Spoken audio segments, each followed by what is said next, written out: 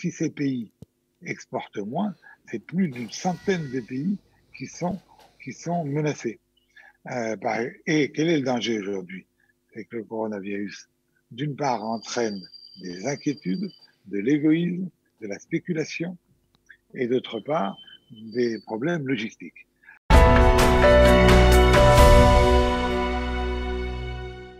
Marc Heisenberg, président de Qualita. Ce matin. Bonjour Marc.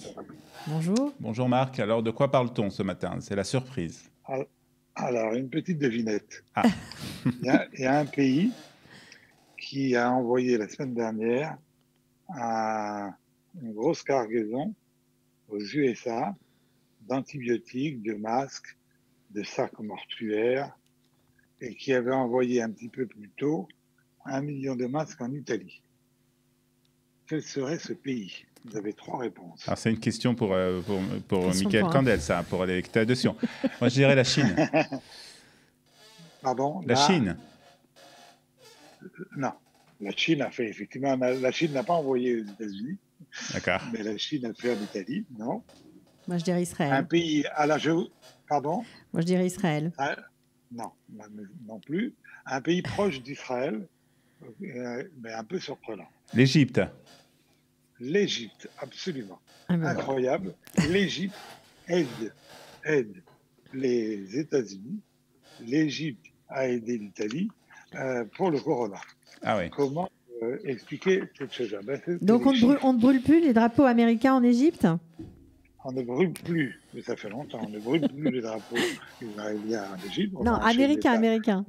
Américain. On a un chef d'État qui est très pro-américain ici. Et en fait, une des raisons de cette action, c'est évidemment une raison politique. C'est-à-dire, à partir du moment où il aide un certain nombre de pays, dont les États-Unis, c'est une façon de se racheter une conduite pour un régime qui est peu démocratique et critiqué en Occident pour ses tendances autoritaires. Donc il s'achète une posture. Mais c'est quand même incroyable que l'Égypte soit en état d'aider les grands pays occidentaux. Alors quand on regarde les chiffres du corona en Égypte, il y a ce matin 4534 contaminés et 317 morts. 317 morts. On vous rappelle qu'aux États-Unis, on est à plus de 50 000 morts. En France, on est à plus de 22 000 morts. En Israël, malheureusement, nous avons dépassé les 200 morts. À peine 317 morts en Égypte. C'est extrêmement peu. Alors, faisons un petit cours de géographie. Qu'est-ce que c'est l'Égypte? L'Égypte, aujourd'hui, c'est 101 millions d'habitants. 101 millions d'habitants, c'est le pays arabe le plus peuplé. C'est le 3e pays le plus peuplé en Afrique, après l'Éthiopie et le Nigeria. C'est le pays le plus peuplé de tout le bassin méditerranéen. C'est le 14e pays le plus peuplé au monde, 101 millions d'habitants. Et dans ce pays, 97% de la population vit seulement sur 8% du territoire.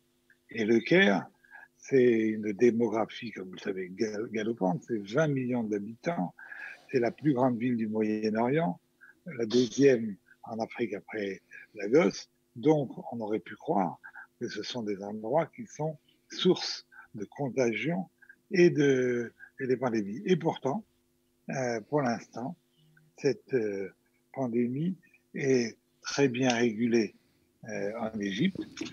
Pourquoi? On ne sait pas. Il y a eu un certain nombre de mesures de confinement qui ont été prises, même si elles sont toujours très difficiles à faire respecter dans les pays pauvres. Il y a eu une forte mobilisation de l'armée, une mobilisation du personnel soignant tout à fait extraordinaire, même si dans ces pays, ça n'est pas toujours facile. Par exemple, la phobie du coronavirus. Les gens ont très peur du coronavirus. Ça explique aussi peut-être le succès des mesures de précaution qui ont été prises. Ça empoisonne la vie des agents soignants, des agents de santé. Alors d'un côté, on a la presse qui les traite en héros. Ce sont notre armée de blouses blanches, notre armée blanche. Mais d'un autre côté, pour une partie de la population, ce personnel de santé est montré du doigt parce que les gens ont peur. Il y a un médecin, par exemple, qui s'appelle Ahmed Nejem, qui a raconté qu'il avait été traité comme un paria. Il avait été en contact avec une personne soupçonnée d'avoir contacté la maladie. Du coup, il s'était mis lui-même, ce médecin, à l'isolement. Et il a fait un test. Le test Corona négatif. Malgré ça, pression des voisins, harcèlement, dénonciation à la police, jusqu'à ce qu'il cède et qu'il déménage de son appartement. Bon, et il y a eu un autre épisode dans un village dans le nord de Daraklia où des villageois ont manifesté pour empêcher l'enterrement d'une femme médecin décédée par le corona. Alors, cette action a été dénoncée par les autorités. Le Premier ministre, Moustapha Madoubli, a déploré un événement honteux et il a supplié les soignants de ne pas tenir compte de ces pratiques. Il y a déjà 4 médecins égyptiens qui sont morts, ce qui est beaucoup vu le nombre très faible de décès, et 13% des contaminés qui sont le personnel soignant. Et les pressions subies par les soignants, nous dit le représentant de l'OMS en Égypte, rendent leur situation déjà très difficile, épouvantable, plus dure, et ça affaiblit le combat. Alors, il n'empêche, l'Égypte aujourd'hui a un bilan assez extraordinaire, compte tenu de sa démographie. Ça représente environ 6 fois moins à population égale de morts qu'en Israël. 6 fois moins. D'ailleurs, une petite parenthèse, la paix entre l'Égypte et Israël a été signée en 1979 à Washington, un an après les accords de Camp David. Et à l'époque, l'Égypte comptait 41 millions d'habitants et Israël 3,7 millions. Depuis, à peu près même progression, les populations de l'Égypte et d'Israël ont été multipliées par 2,5. Mais qu'est-ce que ça donne? C'est qu'en Israël, on a un peu plus de 9 millions et en Égypte, 101 millions.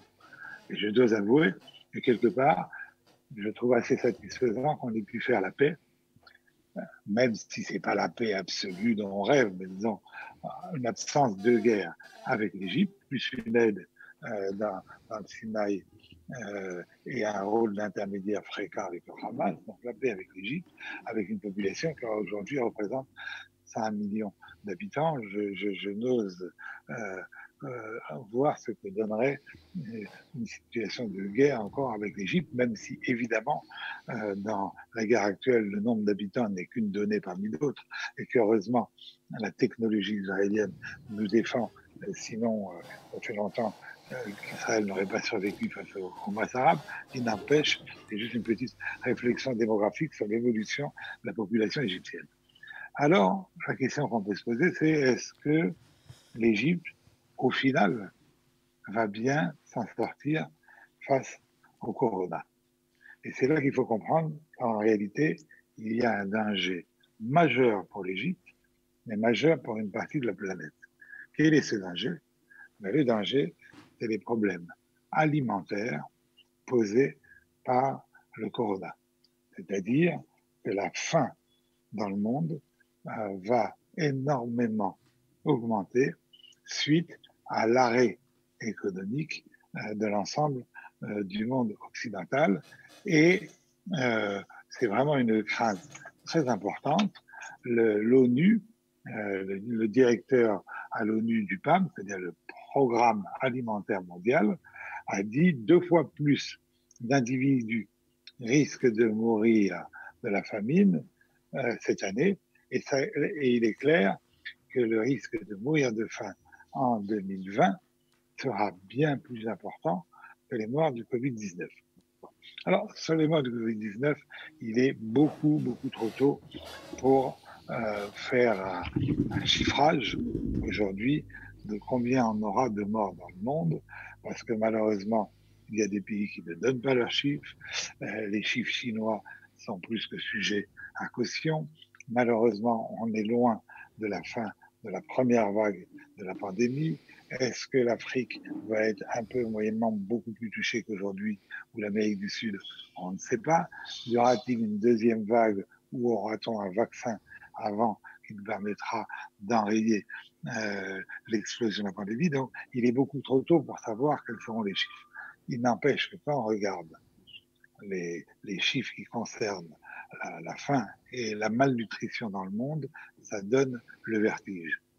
La malnutrition dans le monde a reculé en pourcentage, puisque le monde a augmenté sa population de façon très exponentielle, mais le nombre de personnes qui sont concernées par la famine, c'est 800 millions de personnes dans le monde, c'est 10%. Alors je sais bien qu'un certain nombre de chercheurs nous disent, attention, il faut faire les chiffres de la statistique sur la faim ne sont pas exacts, mais généralement c'est pour dire qu'ils sont trop faibles, parce que les gouvernants ont besoin de chiffres qui marquent un progrès. Par exemple, on considère comment on décide que quelqu'un fait partie des gens qui ont faim, qui sont mal nourris, c'est 1800 calories par jour. Donc si vous avez plus de 1800 calories, vous êtes censé être bien nourri, et moins de 1800 calories par jour, vous êtes mal nourri. On voit les limites de cette réflexion binaire, parce que dans ces nombres de calories, il faudrait s'interroger. Qu'est-ce que c'est comme type d'alimentation? Est-ce que cette alimentation contient suffisamment de protéines? Est-ce que c'est une alimentation équilibrée? Donc c'est évidemment une question. Et puis tous les êtres humains ne sont pas traités de la même façon. Donc 1800 calories pour l'un ou pour l'autre, ça ne veut pas dire forcément la même chose. En attendant, il faut savoir que la faim aujourd'hui tue 21 000 personnes par jour. 7,5 millions de personnes dans le monde. Un enfant tous les 5 ans, de moins de 5 ans meurt tous les 10 secondes. Un enfant de moins de 5 ans meurt tous les 10 secondes. Donc c'est un phénomène dramatique. Et aujourd'hui, ce qui nous menace, c'est le fait qu'avec l'arrêt économique, il y ait beaucoup moins d'importation de céréales, des produits de base dans les pays du tiers-monde. Et donc, ça va entraîner une augmentation spectaculaire, malheureusement, du nombre de gens qui auront faim et du nombre de gens qui vont mourir de faim. Il faut se souvenir que le printemps arabe est arrivé en 2010, et quand on regarde avec un peu de recul cette crise politique, démocratique, elle provient en grande partie, à l'époque, d'une énorme crise d'approvisionnement en céréales. Les Égyptiens, les Tunisiens, les Algériens ont eu faim. Ils n'avaient pas de quoi manger. Et c'est ça qui a emporté, par exemple, Moubarak. Et aujourd'hui, encore une fois, avec l'Égypte est un des plus grands importateurs de céréales au monde. Elle importe 12 millions de tonnes de céréales, elle n'en produit pratiquement pas. D'ailleurs, aujourd'hui, presque 20% de cette importation vient de la France. Et donc, lorsque ces exportations sont mises à mal, eh ben, ça donne des gens qui risquent de mourir de faim et donc qui peuvent également faire la révolution, puisque toutes les grandes révolutions, y compris en France, vous vous souvenez que c'est l'absence de baguette qui finalement a déclenché la révolution de 1789, il n'y avait plus de pain dans la capitale. Là, c'est moins visible pour nous occidentaux, c'est les petits villages en Asie ou en Afrique qui sont menacés, mais c'est quand même quelque chose d'extrêmement inquiétant et quelque chose d'extrêmement dangereux. Et il faut savoir que l'alimentation du tiers-monde ne dépend que de peu de pays. Il y a environ 20 pays qui produisent plus de céréales qu'ils n'en consomment, et ce sont ces pays qui exportent. Et les grands pays, pour le blé, c'est la France, la Russie, les États-Unis et le Canada. Pour le riz, c'est l'Inde, le Pakistan, le Vietnam. Le maïs, c'est l'Argentine, le Brésil et les États-Unis. Mais si ces pays exportent moins, c'est plus d'une centaine de pays qui sont menacés. Et quel est le danger aujourd'hui?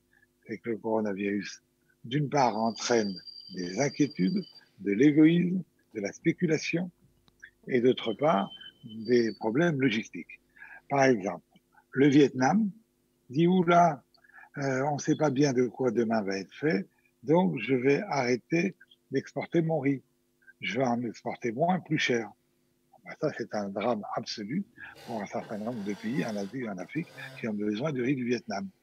Ou bien, le problème qui est, est-ce qu'on va continuer à avoir des bateaux qui vont circuler dans le monde entier avec les problèmes du coronavirus dans les navires. Quand ils vont arriver dans les ports, eh bien, il y a un problème de mise en quarantaine. Ensuite, est-ce qu'on aura dans les ports de ces pays la possibilité de faire les transports pour distribuer cette nourriture dans les zones les plus reculées du pays? Eh bien, avec la crise économique, c'est quelque chose qui se réduit de façon très importante. Et donc, quand on fait la réflexion, d'un côté, il faut lutter contre le coronavirus pour éviter des morts tout de suite à l'hôpital, des gens que nous voyons, que nous connaissons. Et de l'autre côté, il y a un problème économique qui fait que les gens vivront moins bien demain. Donc peut-être il faut privilégier l'aspect vie humaine, on s'occupera de l'économie après. Les choses sont beaucoup plus compliquées parce que l'arrêt de l'économie aujourd'hui, c'est des morts de faim dans le monde demain. On parle des gens qui seraient mal nourris de passer de doubler le chiffre de 135 à 265 millions de personnes concernées. Et pour les morts, on parle de passer de 7 ou 8 millions à 12 ou 15 millions de morts. Vous voyez, c'est extrêmement compliqué. Et ça se mesure même dans les pays occidentaux. Alors là, peut-être le risque n'est pas totalement de mourir de faim, mais un exemple en France. Pour la première fois, Emmaüs, qui est une grande organisation de charité chrétienne, Emmaüs a lancé un appel aux dons. Et ils n'ont plus de quoi aider des milliers de familles qui dépendaient de leur aide alimentaire. Pourquoi? Parce que Emmaüs, comme un certain nombre d'organisations qui aident à nourrir les Français les plus modestes gratuitement, d'où elle tient la nourriture qu'elle a à distribuer. Elle tient la nourriture qu'elle a à distribuer des gâchis alimentaires et notamment des surplus des restaurants. Il y a même une loi en France qui oblige les restaurants et les supermarchés à ne pas jeter la nourriture, mais à les donner à des associations. À partir du moment où aujourd'hui nous avons tous les restaurants qui sont fermés, il n'y a plus ce surplus alimentaire à distribuer. Eh bien, ça se traduit directement, pratiquement, concrètement, par un certain nombre de gens qui sont dans une difficulté alimentaire épouvantable. Épouvantable. Vous voyez un simple exemple. Un deuxième exemple, la cueillette. En France, un pays qui a une forte production agricole, et on n'aura pas de problème de blé. Pourquoi? Parce que le blé, c'est quelque chose, ou le maïs, on ne fait pas de cueillette de blé, on utilise des moissonneuses-batteuses, et deux personnes, un tracteur et une moissonneuse-batteuse, récoltent des dizaines de tonnes de blé tous les jours.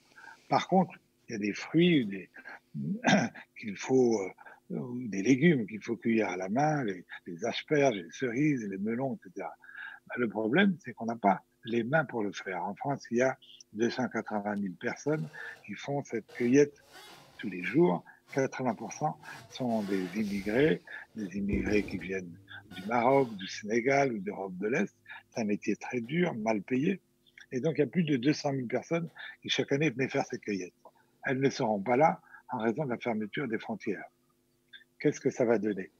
Ça va donner qu'il y a des fruits qui vont pourrir dans les arbres, ça va donner qu'il y aura moins de fruits dans les étals des marchés, mais ça va également donner le fait que ces 200 000 personnes, même si ce salaire en France était très bas, pour un Sénégalais, avec le SMIC français, il réussissait à nourrir sa famille pendant des semaines et des semaines. Donc ça entraîne également un appauvrissement dans un certain nombre de pays, et je vais juste donner l'exemple de la France. Je vais y revenir une seconde aussi pour dire qu'en Israël, c'est un grand exploit israélien, c'est qu'Israël est à 95% autosuffisant en matière de nourriture. Pourquoi c'est un exploit? Parce que Israël, c'est un désert, en partie. C'est pas un pays très propice à l'agriculture, comme l'Égypte. Hein. L'Égypte, c'est un immense désert. Il n'y a que 4% de terres qui sont... L'Égypte est un grand pays, 100 millions de kilomètres carrés, mais 4% seulement de terres arables.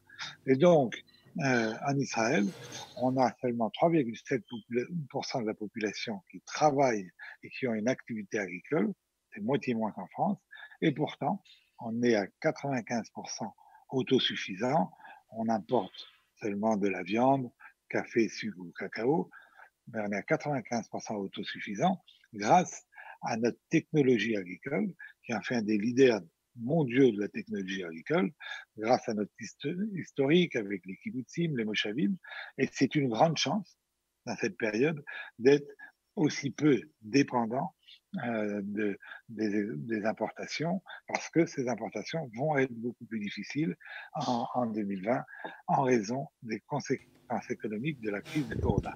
Donc aujourd'hui, on a un énorme problème de faim dans le monde, pour en avoir conscience, et dans tous les débats économiques sur la sortie, est-ce qu'on peut prendre des risques vis-à-vis de la sortie du confinement, il faut avoir conscience qu'on ne doit pas prendre trop de risques, qu'il faut respecter évidemment les gestes barrières, les masques, etc. Mais d'un autre côté, pour l'ensemble de la planète, il faut que l'activité économique redémarre, sinon cela se chiffrera en millions de morts dans la population la plus pauvre, mais auquel on doit également penser. Vous nous entendez? Voilà, nous vous entendons. Oui. Merci beaucoup pour ce thème dont on n'a pas encore beaucoup parlé, mais c'est vrai que cette crise est annoncée comme l'une des pires que le monde ait connues. On espère qu'il n'y aura pas trop de morts de faim, vraiment. On se souhaite à tous et il faut penser à tous les habitants de la planète tant qu'on pense à nos voisins. Bien sûr. Merci beaucoup, Marc. Bonne journée. Merci, à bientôt. Aussi. Retrouvez du dimanche au vendredi notre live quotidien spécial coronavirus. 3 heures de direct ininterrompu de 8h à 11h. Pour tout savoir sur l'actualité du virus en Israël, mené par Daniel Haïk, Olivier Granilic et Cathy Choucroun. Le live Studio Qualitas, c'est tous les jours en direct, puis en replay sur Facebook, YouTube ou sur notre application et sur le site studioqualita.com.